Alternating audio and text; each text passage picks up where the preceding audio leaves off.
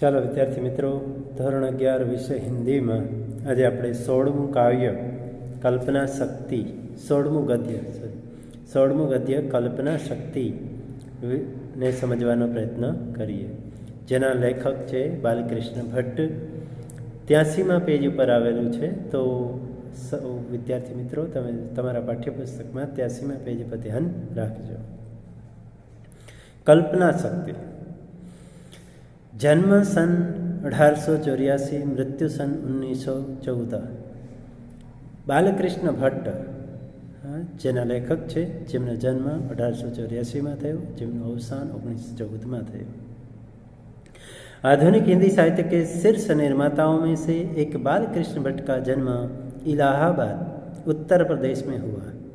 आधुनिक हिंदी साहित्यના શીર્ષ નિર્માતાઓમાં, જેમાં ટોચના સર્જકોમાં બાલકૃષ્ણ ભટ્ટનો જન્મ અલ્હાબાદમાં उत्तर प्रदेश में थयो. इन्हें प्रारंभ में घर पर ही 15-16 वर्ष तक संस्कृत की शिक्षा मिली. फिर स्थानीय मिशन स्कूल में 10वीं कक्षा तक अध्ययन किया. इन्हें प्रारंभ में घर पर ही 15-16 वर्ष तक संस्कृत की शिक्षा मिली. हाँ, शुरुआतનું શિક્ષણ એમને ઘર પર જ સંસ્કૃતનું શિક્ષણ મળ્યું. फिर स्थानीय मिशन स्कूल મેં 10वीं कक्षा तक अध्ययन किया. પછી મિશનરી સ્કૂલ, જે ક્રિશ્ચિયન સ્કૂલ કહેવાય, તો એમાં એમણે 10મા ધોરણ સુધી અભ્યાસ કર્યો. તે जमुना मिशन स्कूल प्रयाग में संस्कृत के अध्यापक के रूप में रहे. जमुना मिशन स्कूल प्रयाग में संस्कृत के अध्यापक में रूप में रहे. जमुना मिशन स्कूल में संस्कृतना शिक्षक तरीके तेओ कार्य कर्યું. वे एक सफल नाटककार, पत्रकार, उपन्यासकार और निबंधकार थे. एक सफल नाट्यकार હતા, पत्रकार હતા અને उपन्यासकार હતા, निबंधकार હતા. हिंदी प्रदीप पत्रिका का संपादन किया. हिंदी प्रदीप पत्रिकाનું સંપાદન કાર્ય કર્યું. उन्होंने विचार प्रधान निबंध लिखे અને એમણે વિચાર પ્રધાન નિબંધ લખ્યા છે. એમાંનો ચા એક નિબંધ છે કલ્પના શક્તિ, જે પણ વિચાર માગી રહ્યા. કલ્પના શક્તિ, કારણ કે એ પણ કલ્પનાથી લખાયેલો છે અને કલ્પના શક્તિ ઉપર જ લખાયેલો છે. कल्पना शक्ति सिर्फ मनुष्य के पास होती है, अन्य कोई प्राणी कल्पना नहीं कर सकता.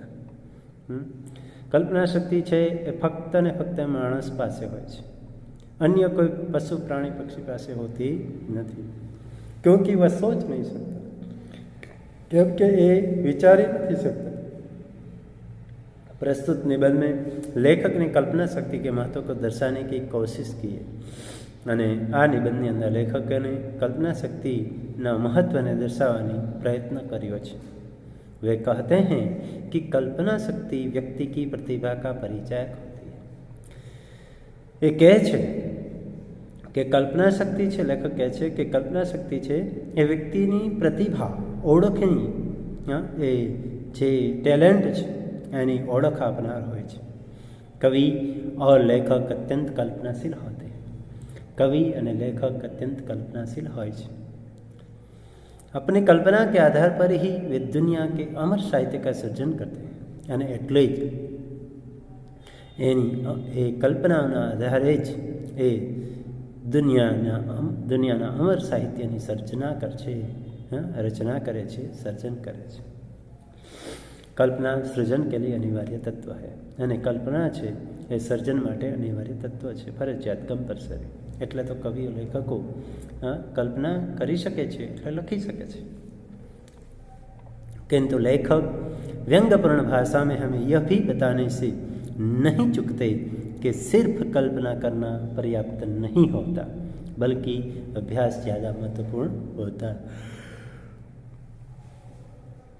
परंतु लेखक व्यंग्यपूर्ण भाषा में, कटाक्षमय भाषा में એ પણ બતાવવાનું ચૂકતા નથી કે સિર્ફ કલ્પના, ફક્ત માત્ર કલ્પના કરવું એ જ પર્યાપ્ત નથી, કલ્પના કરવી એ જ પૂરતું નથી, બલ્કિ કે પરંતુ અભ્યાસ જ્યાદા મહત્વપૂર્ણ થાય. અભ્યાસ પણ વધારે મહત્વપૂર્ણ છે. ફક્ત કલ્પના જ કર્યા કરી તો કંઈ થવાનું નથી. પણ જે વિચાર કર્યો એ વિચારને અમલમાં પણ મૂકવાનું હોય છે. જો ફક્ત વિચાર જ કર્યા કરીએ તો કંઈ શું થતું નથી. એટલે લેખક આપણને એ પણ અહીંયા સંદેશ આપી જાય છે કે ફક્ત વિચારતા જ નહીં, એને વિચારને, સારા વિચારને અમલમાં પણ મૂકજો, અને મૂકવું જોઈએ તો જ એ कल्पना महत्वनी है. मनुष्य की अनेक मानसिक शक्तियों में कल्पना शक्ति भी एक अद्भुत शक्ति है. यद्यपि अभ्यास से यह सद्गुण अधिक ही शक्ति है. मनुष्यनी अनेक मानसिक शक्तिओं जे मनुष्य पास घणी बधी मानसिक शक्तिओ होय छे, तो मानसिक शक्तिओं में कल्पना शक्ति है ए अद्भुत शक्ति है. यद्यपि छतां पण अभ्यास से सत्गुण छतां पण अभ्यास थी 100 गणी अधिक हो सकती है, 100 गणी वधारे होय छे. पर इसका सूक्ष्म अंकुर किसी किसी के अंतःकरण में आरंभ ही से रहता है. पण एनो सूक्ष्म अंकुर है किसी किसी के अंतःकरण એટલે હૃદય મન में आरंभ से ही होता है, प्रारंभથી જ હોય છે. એટલે જે આપણે બીજ જમીનમાં વાવીએ, પાણી પીવડાવીએ ને એમાંથી અંકુર ફૂટે, એમ આવો જે કલ્પના શક્તિનો અંકુર છે એ કોઈક ને કોઈક માણસના મન હૃદયમાં શરૂઆતથી જ પડેલો હોય છે, जिसे प्रतिभा के नाम से पुकारते हैं और जिसका कवियों के लेख में पूर्ण उद्गार देखा जाता है. જેને આપણે प्रतिभा ના નામે ઓળખીએ છીએ, और जिसका कवियों के लेख में અને જેના કવિઓના લેખની અંદર પૂર્ણ ઉદ્ગાર, દિલ की बात बाहर निकल कर देखा जाता है. દિલની વાત છે બહાર નીકળેલી જોવા મળે છે એ કવિઓ લેખકોમાં. कालिदास, श्रीहर्ष, शेक्सपियर, मिल्टन प्रभृति कवियों की कल्पना शक्ति पर चित्तचकित और मुग्ध हो अनेक तर्क वितर्क भूल भुलैया में चक्कर मारता टकराता अंत की इसी सिद्धांत पर आकर ठहरता है कि वह कोई प्राकतन संस्कार का परिणाम है या ईश्वर प्रदत्त शक्ति जीनियस है. कालिदास, श्रीहर्ष संस्कृत कविओ है, शेक्सपियर पाश्चात्य साहित्य, महान कवि मिल्टन प्रभृति इत्यादि आ बधा कविओनी कल्पना शक्ति पर आश्चर्यचकित थई जवाय, मुक्त थई जवाय. अनेक तर्क वितर्क, घणा चर्चा विचारणाओ, भूल भुलैयानी जेम चक्कर मारवानो, टकरावानो, भटकावानो, अंत की इसी सिद्धांत पर आकर ठहरता है अने अंते एज सिद्धांत पर आवीने पहुँचे छे कि वह कोई प्राकतन संस्कार का परिणाम, के ते कंईक प्राचीन जूना संस्कारों परिणाम है. આપણે કહેતા હોય છે ને કે પુત્રના લક્ષણ બારણામાં, વહુના લક્ષણ બારણામાં, એમ પુત્ર ઘોડિયામાં હોય ત્યારે જ એ સમજાય છે એના લક્ષણો, અને વહુ બારણામાં પગ મૂકે ત્યારે જ એના લક્ષણો પારખી લેતા વડીલો કહેતા હોય છે. તો એવી જ રીતે અહીંયા પણ લેખક કહે છે કે આ બધા જે સર્જકો છે એ આ કંઈક જૂના સંસ્કારોના પરિણામ છે, या ईश्वर प्रदत्त शक्ति जीनियस अथवा ईश्वर प्रदत्त यानी ईश्वर द्वारा दिया हुआ, प्रदत्त शक्ति ईश्वर द्वारा दिया हुआ जीनियस होशियार. कवियों का अपनी कल्पना शक्ति के द्वारा ब्रह्मा के साथ होड़ करना कुछ अनुचित नहीं है. अने कवियों को अपनी कल्पना शक्ति द्वारा, कवियों ने पोतानी कल्पना शक्ति द्वारा ब्रह्मानी साथे होड़, ब्रह्मानी साथे स्पर्धा करवी पण कई अयोग्य नहीं कहेवाय, अनुचित नहीं, अयोग्य नहीं, क्योंकि जगत सृष्टा को तो एक ही बार जो कुछ बन पड़ा सृष्टि निर्माण कौशल्य दिखलाकर आ कल्पांत फरागत हो गए. केम के जगत सृष्टा ब्रह्मा जी है, रचना करने वाला, सृष्टा यानी रचना करने वाला, तो एक ही बार जो कुछ बन पड़ा ब्रह्मा जी थी एक बार में जे कई बन्यु ते सृष्टि निर्माण कौशल्य दिखाकर, सृष्टि निर्माण कौशल्य बतावीने आ संसारनी रचना करीने आ कल्पांत फरागत हो गए. आ जगतथी जाणे तेओ मुक्त थई गया अथवा तो जगतने तेमणे मुक्त करी दीधुं. अलग फरागत यानी अलग मुक्त कर दिया. पर कविजन नित्य नई नई रचना के गंढंत न जाने कितनी सृष्टि निर्माण चातुरी दिखलाते रहते हैं. पर कविजन पण कविओ छे नवी नवी रचनाओं ના જાણે કેટલી બધી કેવી દુનિયાની એ સર્જન ચતુરાઈ એ બતાવે છે. આમ જાણે કે કવિઓ બ્રહ્મા સાથે સ્પર્ધામાં છે અને કવિઓ જાણે નવી નવી રચનાઓ કરીને નવી નવી સૃષ્ટિ, વિચારોની સૃષ્ટિ, વિચારોની દુનિયાની ચતુરાई बतावे છે. यह कल्पना शक्ति, यह कल्पना करने वाले के हृदयगत भाव या मन के परखने की कसौटी या आदर्श है. यह कल्पना शक्ति, आ कल्पना शक्ति है એ કલ્પના કરવાવાળાના હૃદયગત ભાવ યા મનને ઓળખવાની પરીક્ષા या आदर्श. शांत या वीर प्रकृति वाले से श्रृंगार रस प्रधान कल्पना कभी न बन पड़ेगी. જે લેખકનો કહેવાનો હેતુ એ છે કે શાંત યા વીર પ્રકૃતિ, જે શાંત અને વીર પ્રકૃતિવાળા માણસો હોય, જે સાવ શાંત સ્વભાવ હોય, જેની પ્રકૃતિ, જેનો સ્વભાવ વીર, યુવાન વીર યોદ્ધા જેવો હોય, તે શૃંગાર રસ પ્રધાન કવિતા ક્યારેય ન બનાવી શકે. શૃંગાર રસ પ્રધાન, જેમાં શૃંગાર રસ મુખ્ય હોય, પ્રણય રસ, એવી કવિતાઓ એ બનાવી ન શકે. મહાકવિ મતીરામ और ભૂષણ इसके उदाहरण है. એના માટે કે જો લેખક અમને ઉદાહરણ પણ આપે છે કે મહાકવિ મતીરામ અને ભૂષણ એ બે કવિઓ એના ઉદાહરણ છે, કારણ કે શાંત અને વીર પ્રકૃતિવાળા હતા, જેમણે શૃંગાર રસના કાવ્ય ક્યારેય ન લખ્યા. श्रृंगार रस में पगी जयदेव की रसीली तबीयत के लिए दाख और मधु से भी अधिक मधुर गीत गोविंदम की ही रचना विशेष उपयुक्त थी.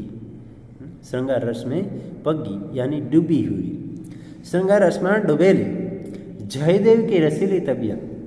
श्रृंगार रस में तो जे डूबी गयो हो एवो कवि है जयदेव, यानी जे रसीली तबीयत के लिए दाख और मधु से भी, मध थी पण अधिक मधुर, मधुथी पण वधारे मीठी गीत गोविंदम की रचना विशेष उपयुक्त. गीत गोविंदम जयदेवनी जे गीत गोविंदम रचना है ए मधुथी पण मीठी वधारे अने श्रृंगार रस में डूबेली एवी रचना है. राम रावण का कर्णार्जुन युद्ध का वर्णन कभी उनसे न बन पड़ा. राम रावण का कर्णार्जुन युद्ध का वर्णन, राम रावण कर्ण अर्जुन युद्धનું વર્ણન કભી ઉનસે ન બન પડા. એનાથી એ યુદ્ધના વર્ણનો ન થયા. यावत मिथ्या और दरीग की किबलेगा इस कल्पना पिशाचिनी का कहीं और छोर किसी ने पाया है.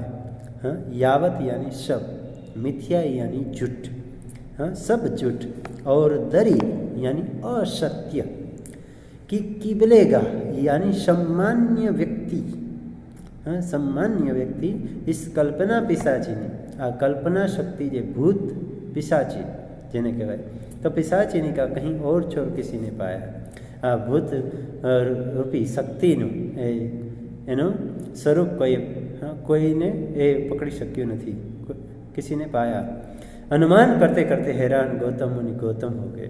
અને આનો અંદાજ કરવામાં એ हैरान થઈ ગયા गौतम मुनि, आखिर गौतम થઈ ગયા. कणाद किनका खा खा कर तिनका बिनने लगे. અને कणाद नामना ऋषि किनका खाकर, टूटा हुआ दाना, किनका यानी टूटा हुआ दाना, खा खा कर तिनका बिनने लगे અને तणखला વીણવા લાગ્યા. पर उन्होंने मन की मन भावनी कन्या कल्पना का पार न पाया. પણ એમણે પણ આ મનની મન ભાવની જે કલ્પના શક્તિ છે એનો અંદાજ ન મેળવી શક્યા. એટલે કોઈ આનો જાણે અંદાજ નથી મેળવી શકતો. कपिल बेचारे 25 तत्वों को कल्पना करते करते कपिल अर्थात पीले पड़ गए. અને કપિલ મુનિ છે એ પણ 25 તત્વોની કલ્પના કરતા કરતા કપિલ એટલે કે पीड़ा पड़ी गया. व्यास ने इन 3 महान दार्शनिकों की दुर्गति देख मन में सोचा, कौन इस भूतनी के पीछे दौड़ता फिरे. અને વ્યાસજી આ ત્રણેય મહાદાર્શનિકો ગૌતમ, કપિલ અને જે ત્રણેય દાર્શનિકો આવ્યા એ દાર્શનિકો ઉપરથી વિચાર કરીને એની દુર્ગતિ, એની ખરાબ દશા જોઈને વિચાર્યું કે કોણ इस भूतनी के पीछे पड़े, कौन आ कल्पना शक्ति भूत शक्ति ની પાછળ ફરે.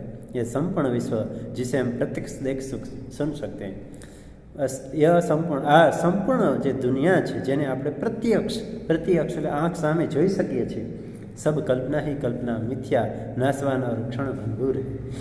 બધી કલ્પના અને કલ્પના એ મિથ્યા નાશવાન ઓર ક્ષણ ભંગુર. આ કલ્પના એ ખોટું અને નાશવાન નાશપ્રાય અને ક્ષણ ભંગુર છે. ક્ષણ ભંગુર એટલે ક્ષણમાં પૂર્ણ થઈ જાય એવી છે. અતએવ હે થોડી સી દેર મેં મીટા દેને વાળા છોડને યોગ્ય, અને આ છોડવા યોગ્ય છે. તો વિદ્યાર્થી મિત્રો ત્યાં સુધી રાખીએ, પછી આગળનો પેરેગ્રાફ આગળના વિડીયોમાં જોઈશું.